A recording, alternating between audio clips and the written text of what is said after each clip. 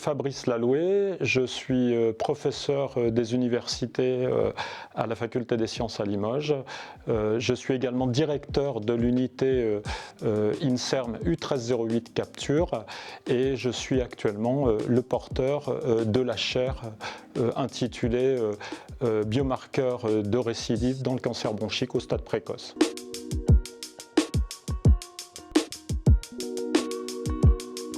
Cette chaire, elle porte sur une problématique simple. En fait, on a identifié que chez les patients qui sont pris en charge pour un cancer bronchique non à petites cellules en particulier, eh bien chez ces patients, il y a un risque de récidive qui reste élevé au stade précoce, de l'ordre de 15 à 20% des patients, malgré l'opération de la tumeur.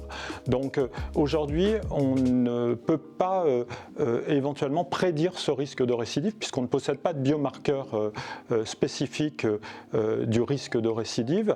Donc l'un des objectifs principaux de la chaire, c'est effectivement d'identifier des nouveaux biomarqueurs qui permettraient éventuellement de prédire ce risque de récidive plus exactement et de cette manière d'adapter éventuellement la prise en charge thérapeutique. La première question, c'est de savoir déjà si nous sommes capables d'identifier une signature moléculaire dépendante de la sortilline, donc finalement un profil moléculaire dépendant de la sortilline, qui est associé au stade précoce chez des patients qui ont un risque de récidive faible, et de la même manière de voir si cette signature présente chez ces patients est susceptible d'évoluer éventuellement, et si quand il y a une évolution de cette signature moléculaire, et bien à ce moment-là on a un risque de récidive qui devient élevé.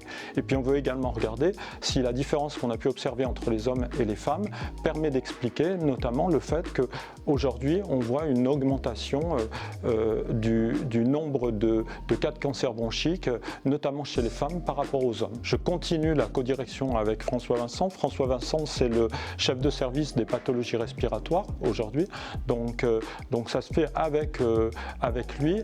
Ça se fait également avec d'autres personnes qui nous entourent, bien évidemment, puisqu'on a affaire à une recherche translationnelle. Ça va s'effectuer avec de nombreux cliniciens du CHU de Limoges. Il y a d'autres personnes qui vont intervenir, puisqu'on va, dans l'objectif de cette chaire, on va recruter des personnes également, des post-doctorants, peut-être des doctorants également, et puis des ingénieurs d'études justement pour développer cette activité de recherche. Parmi les mécènes, eh bien, on trouve un mécène qui a été déterminant dans la mise en place de cette chaire, c'est l'ALER AVT, qui est un prestataire dans le domaine de l'assistance respiratoire à domicile. Donc en fait, l'ALER nous aide dans cette chaire, elle apporte un financement au niveau de la chaire et nous avons des interactions étroites avec l'ALER AVD et nous